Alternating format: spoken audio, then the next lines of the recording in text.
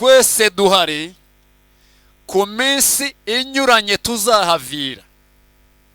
Uyu munsi ubaye wa Tom, nimugoroba ejo hazaza wakumva babwiye bati wa mupasitori nawe yagiye, ejo bundi yaba rundi. Turi muri kino gihugu biti y'isi, dufite visa zirangirira ku minsi itandukanye. Byanga byakunda, iyi minsi yo kuba kwawe hano ku isi irangiye, urataha. Ntibirinda kuba deported. Actually twese nta uhava tubishaka. So ariko icyo twamenye uyu munsi duherekeje Tom ni kimwe gusa. Mwisi hano si iwacu. Umwanditsi yaravuze ngo turi abashyitsi, turi n'abimukira. This world is not our home. Our home is in eternity in heaven. Ni amagambo tuvuga kenshi, ariko Imana idufashije uyu munsi kugenda kwa Tom, hagira nibura uwo aya magambo yagwa mu matwi akamanuka mu mutima, agataha byibutse ko this world is not our home. Our home is in heaven. Umwanditsi hano yaravuze ngo abasoma Bibiliya n'abateolojiya muri hano, iki ni igice Paul yanditse atanga amadisipline y'imiryango, umuryango uko ukwiye kubaho. Avuga ku nshingano z'abagore, avuga ku nshingano z'abagabo, avuga ku nshingano z'abana mu rugo. Ageze mu gice cya 6 umurongo wa 10 arandika aravuga ngo ibisigaye rero, ibisigaye nitizira ijambo ku kuntu risobanura mu Kinyarwanda, mfasha abanyarwanda muri hano n'abandi bumva ururimi mvuga. Iyo umunyarwanda akubwiye ngo ibisigaye, nuko haba hari ibitambutse. That is the implication of the word. Nibavuga ngo ibisigaye, nuko hari ibihise. Uyu munsi tuganirire madamu wa Tom, tuganirire na mama na siblings bandi bavukana na Tom, n'inshuti za Tom mwese, natwe nk'itorero n'imiryango yavanze ubumwe. Tubwiranye aya magambo y'ihumure adusigaremo. Tom yabaye imfura, yabaye umwana mwiza, yabaye umukozi w'Imana, dufite records zitazanasibama.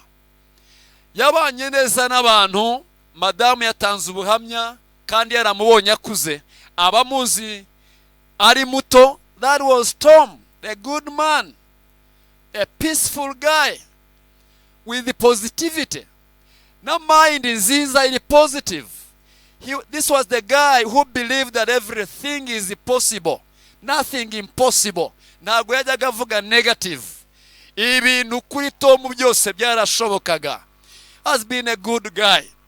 Ariko he is no longer with us. Iminsi ye yo muri visa ye yo kuba hano yararangiye kuri 17. Our good guy goes. Now nguko byagenze kuri we, ni nako byagenda kuri je, ni nako byagenda no kuri wowe, no kuri mwene data wese. Niko byagenda. Ijambo rero rya nyuma ngira ngo tuvane muri aya magambo, ni iryo jambo ngo ibisigaye nyuma y'ibitambutse, duhitemo gukomera rero. Tom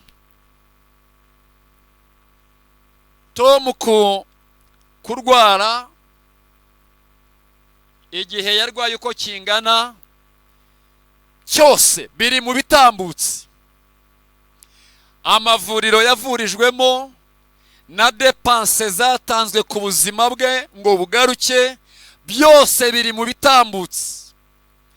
Yego, imirimo yari afite gukora, imishinga yabagiye adasoje, ibyo nabyo biri mu bitambutse. We can't do nothing about that. Ariko iki jambo ry'Imana ritubwira ni iki ngiki: ibisigaye hirya y'ibyo bitambutse, duhitemo gukomera kandi dukomerere mu mwami wacu Yesu.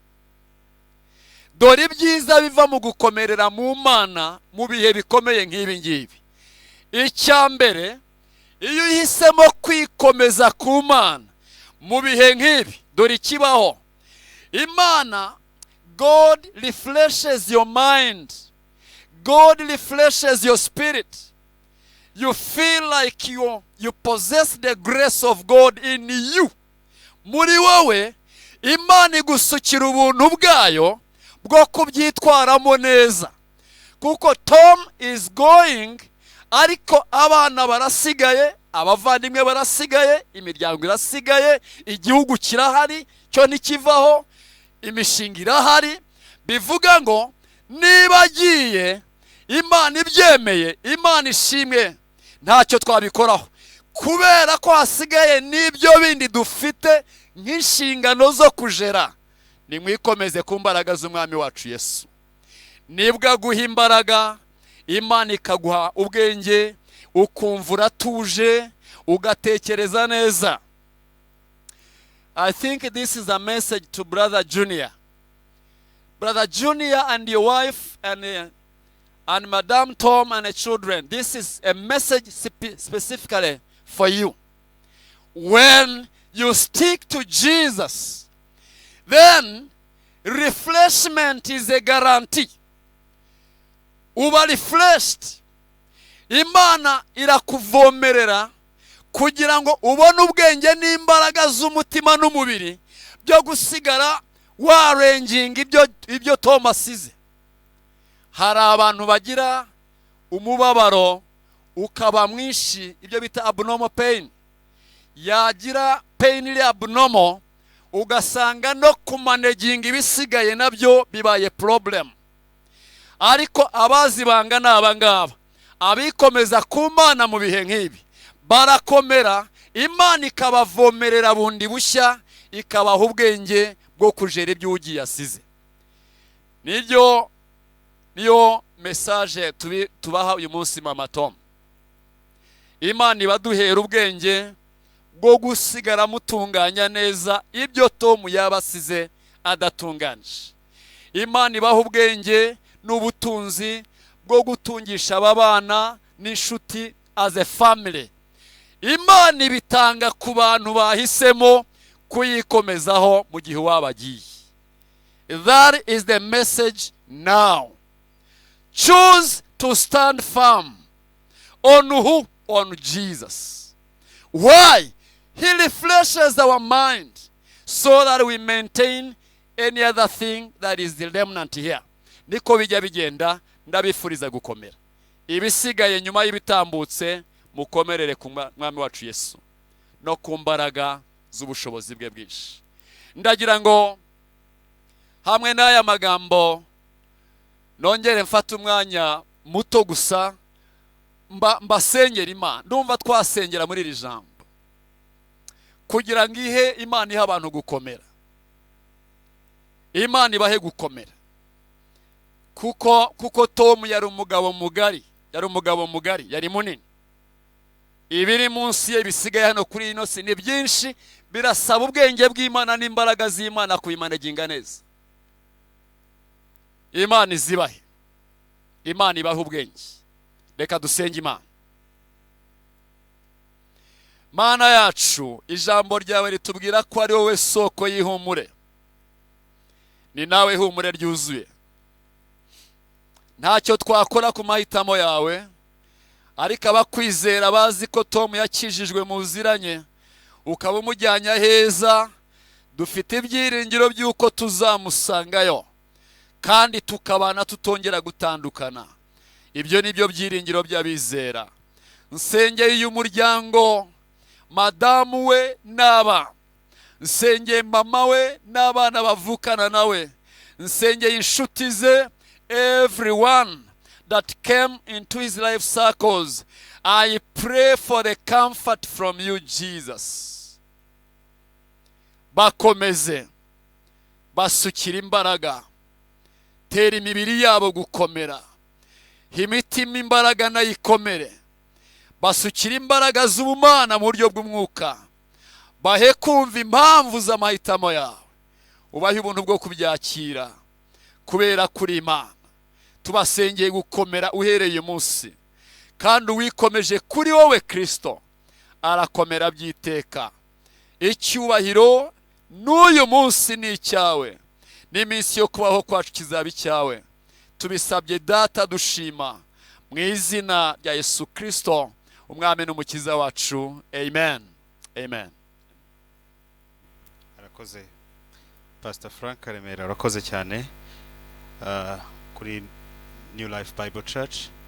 Reka dukomeze dusaba mukuru w'umuryango Mr. Prosper tambuke yigira imbere atunyuremo amwe mu mateka make ya Tom benshi bazi nka Yanga, ubundi dukomeze n'umuhango wo kushyingura.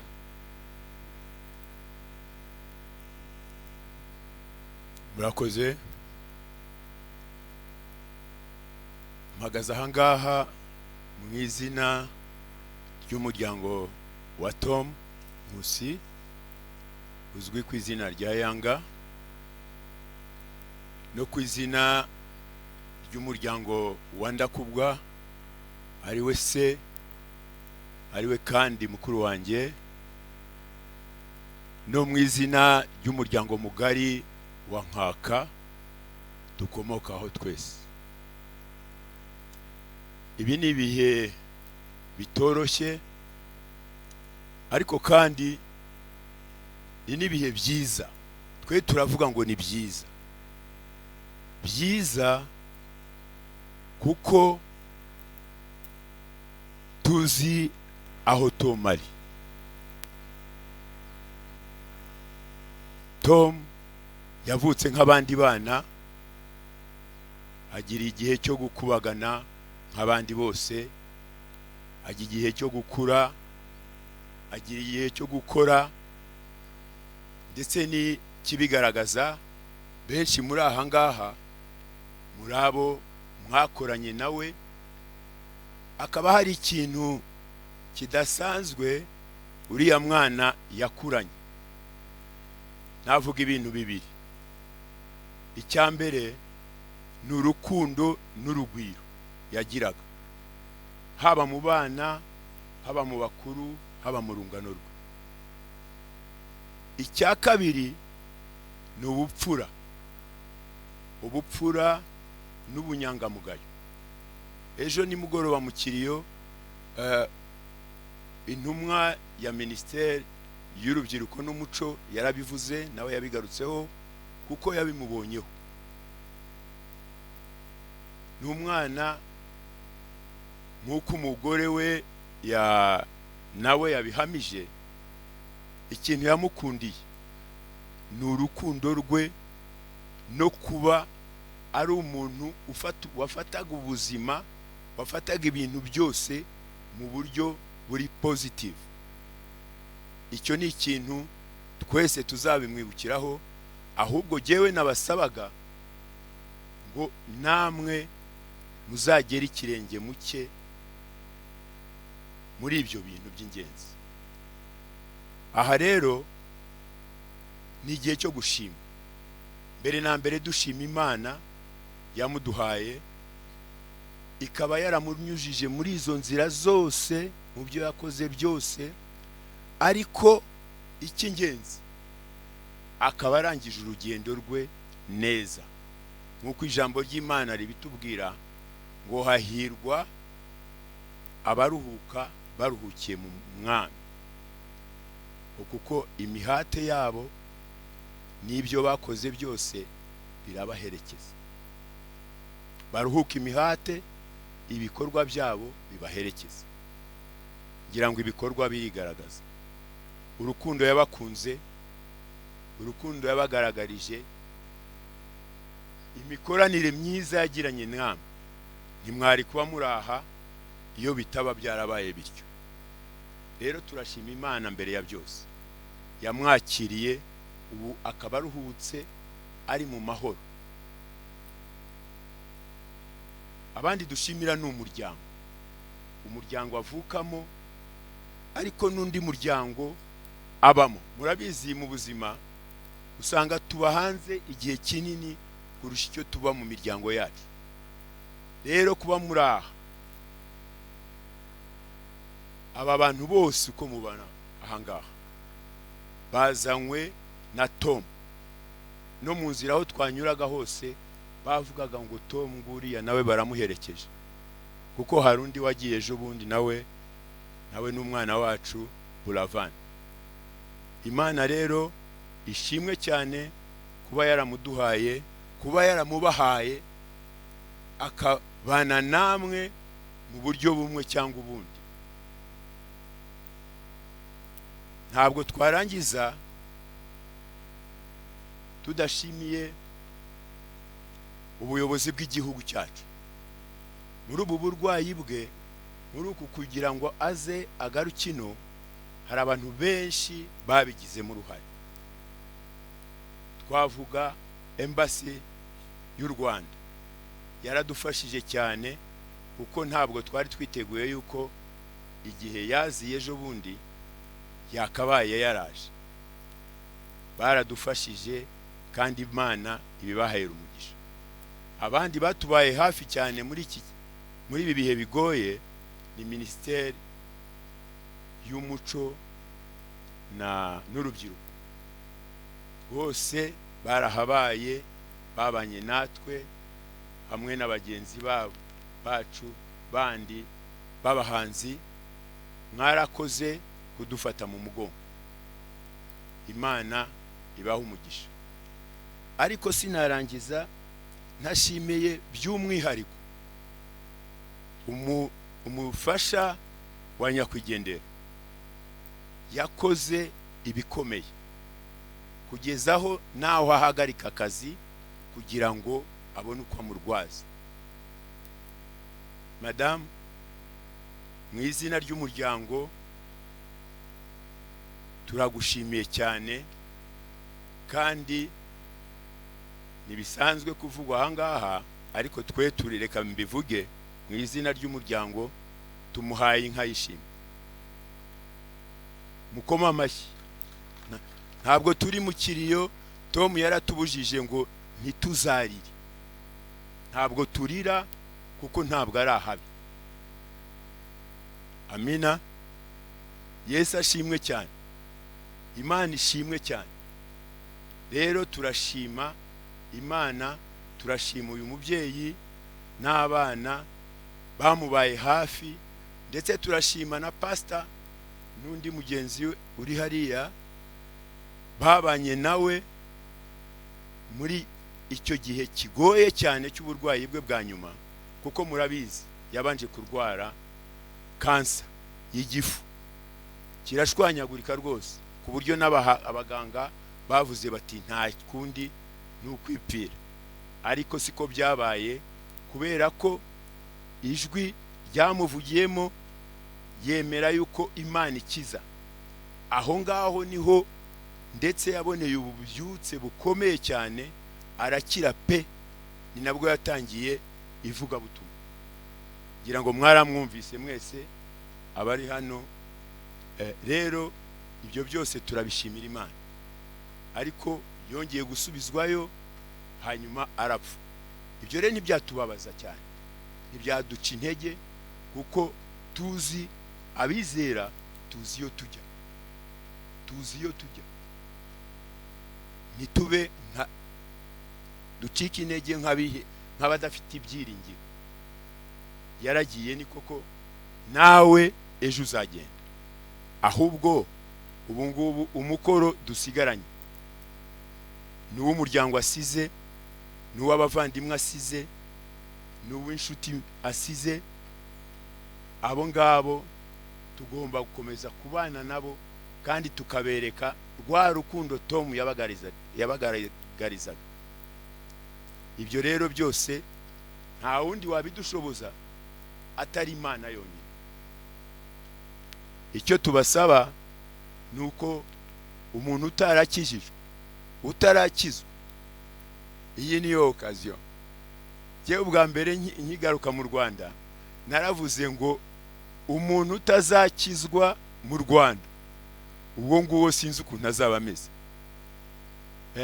Kuko Imana nta kitakoze, nta kitadukoreye, nta bimenyetso itatweretse yuko ariyo Mana, ariko kubaho aribwo buzima, aribwo byose.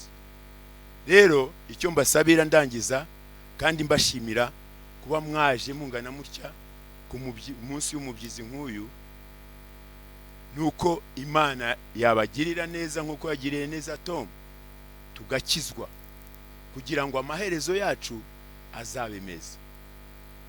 Imana ibaho umugisha kandi bakomeze mu izina rya Yesu, amina. Turagushimiye umusaza Prosper. Tugiye gukomeza n'igikorwa cyo gushyingura umubiri wa Tom. Ndagira ngo usabe babasore basanzwe badufasha hano batambuke, hanyuma ndasaba na famiye hafi hano. Ntabwo ari ahantu hanini cyane, ubwo ndaza gusaba by'umwihariko mama wa Tom, madamu wa Tom, n'abavandimwe be batambuke bigire hano imbere.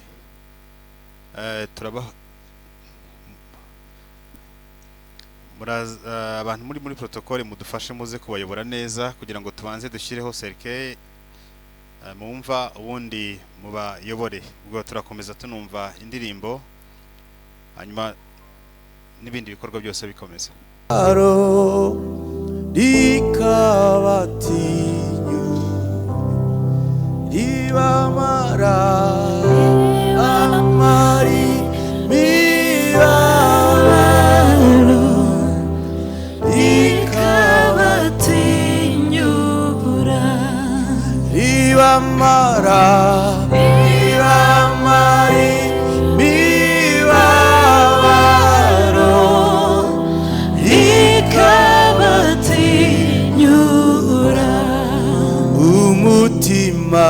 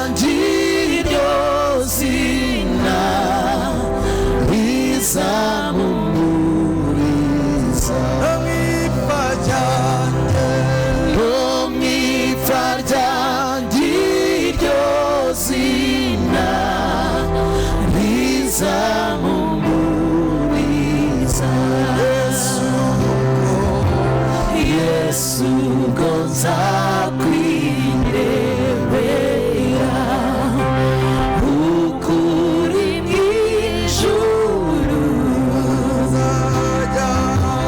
nibwo nzajya ngusingiza uko bikwiriye nibwo nzajya ngusingiza uko bikwiriye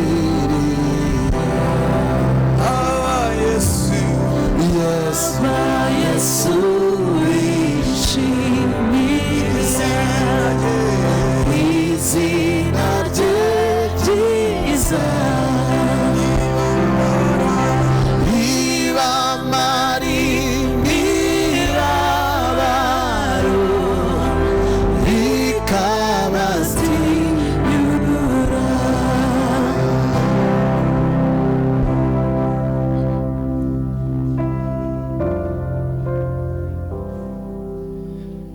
Ndagira ngo rero mbasahe twese duhaguruke,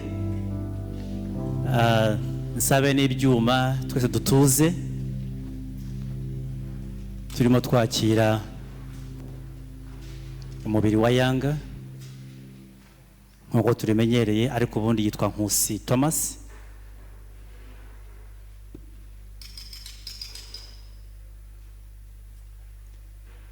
Turanashimiye Imana yuko Thomas yahaye ubuzima bwe Kristo, ari nayo mpamvu nk'itorero dufite gushira amanga twakira umubiri we bwa nyuma muri rusengero kugira ngo tumuherekeze mu cyubahiro nk'uko yubase Kristo. Ndagira ngo aba bantu mbafashe mbere kaho bicara, nsabe Eda Eugene aze hano, tugiye gutangira dusenga, adufungurire uyu mwanya n'isengesho aragize abana, umudamu, umuryango na gahunda zose maboko y'Imana. Nyuma yaho nasoza, nyuma yaho abaririmbira bakomeza baririmbe nk'indirimbo imwe cyangwa se ebyiri.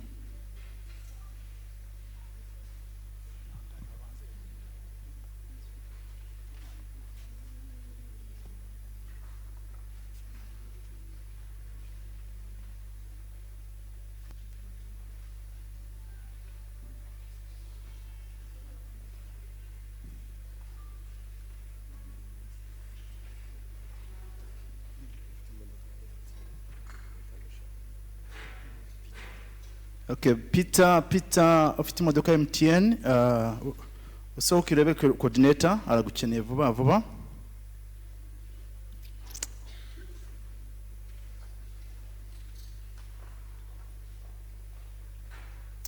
Dukomeze kwihangana, ntago biba byoroshye, ariko nanone ahangaha no mu bakristo bose bababara ariko bafite n'ibyiringiro. Shimishijwe n'ijambo ryo mbonye abana bari bafite bavuga ngo celebrating the life, so agomba kuba no kwizihiza imyaka y'Imana iba yaraduhaye kubana n'umuvandimwe. Ka dusenge rero dutangira, kansabe dusenge. Mwami Mana yo kwizerwa, duhagaze aha duherekeza Nkusi Thomas, wowe washimye guhamagara, nubwo mu mubiri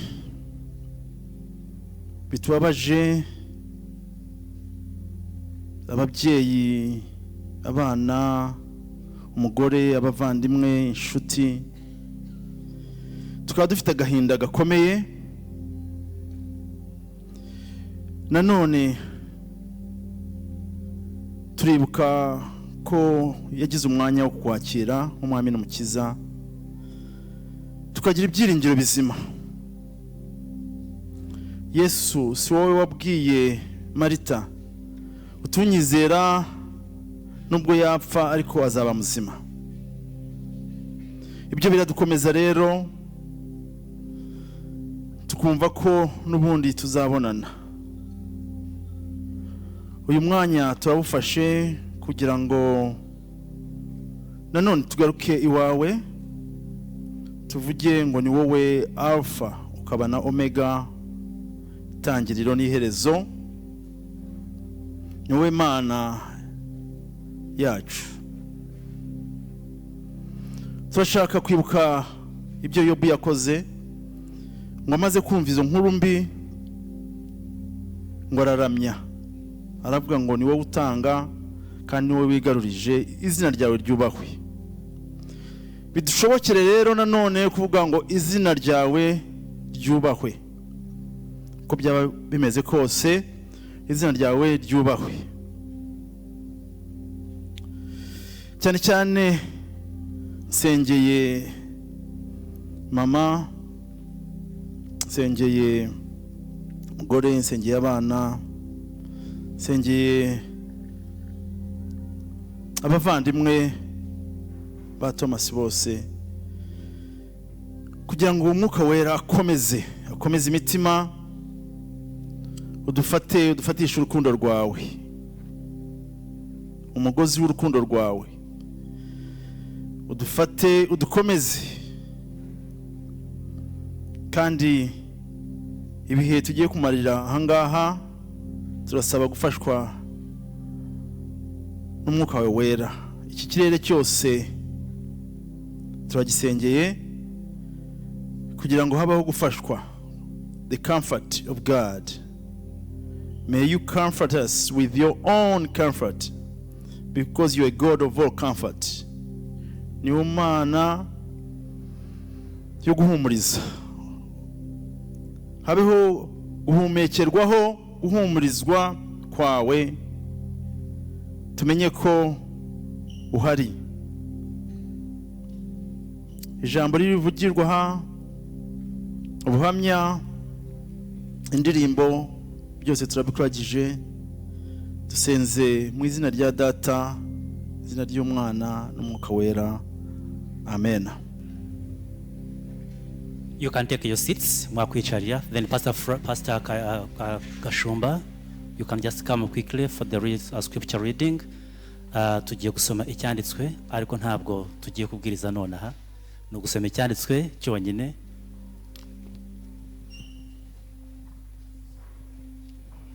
Icyanditswe dusoma ni Zaburi 46. Ijambo ry'Imana tubwira, Imana niyo buhungiro bwacu n'imbaraga zacu, n'umufasha utabura kuboneka mu byago no mu makuba.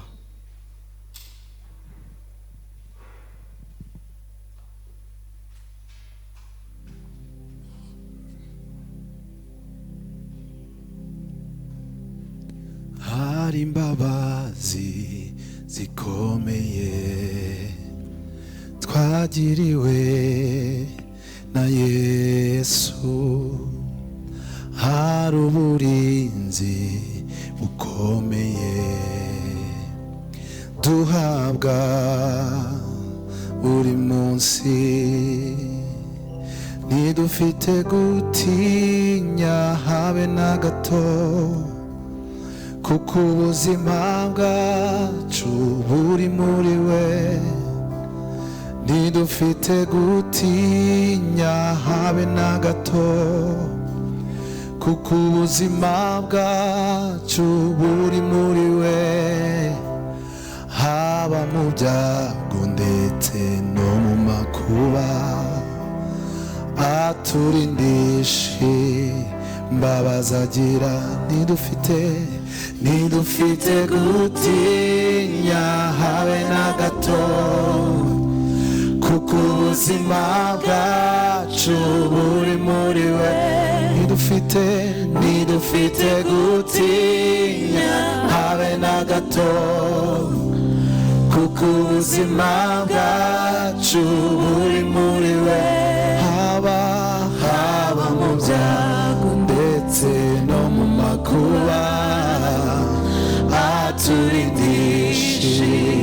imbabazi agira haba mu byago ndetse no mu makuba aturindisha imbabazi agira kuba turiho n'ubuntu bwayo kuba turiho n'urukundo rwa Yesu kuba turiho n'ubuntu bwayo kuba turiho n'urukundo rwa Yesu kuba turiho n'ubuntu bwayo kuba turiho n'urukundo rwa Yesu iyo turyamye dusinziriye cyangwa iyo tugenda mu mihanda iyo turyamye dusinziriye cyangwa iyo tugenda mu mihanda turindwa n'imbabazi zayo turindwa n'imbabazi za Yesu turindwa n'imbabazi zayo turindwa n'imbabazi zayo turindwa n'imbabazi zayo turindwa n'imbabazi za Yesu kuba turiho n'ubuntu bwayo kuba turiho n'urukundo rwa Yesu kuba turiho n'ubuntu bwayo kuba turiho n'urukundo kuba turiho n'ubuntu bwayo kuba turiho n'urukundo rwa Yesu mbeshwaho no kwizera Yesu niringiye imbabazi ze mbumbatiwe n'umukiza unkunda nizeye Yesu ntabwo bamfite kuva ubu sininyibiza b'ejo ibyago cyangwa amahirwe si byose kw'Imana ibitegeka kwiganyira n'ukubusa mbeshwaho no kwizera Yesu niringiye imbabazi ze mbumbatiwe n'umukiza unkunda nizeye Yesu ntabwo bamfeshwaho no kwizera Yesu niringiye imbabazi ze mbumbatiwe n'umukiza unkunda nizeye Yesu ntabwo umwanzi satani yangerageza nkabona makuba menshi nzi yuko umukiza azamba hafi njye mwisunga bihishemo mbeshwaho no kwizera Yesu niringiye imbabazi ze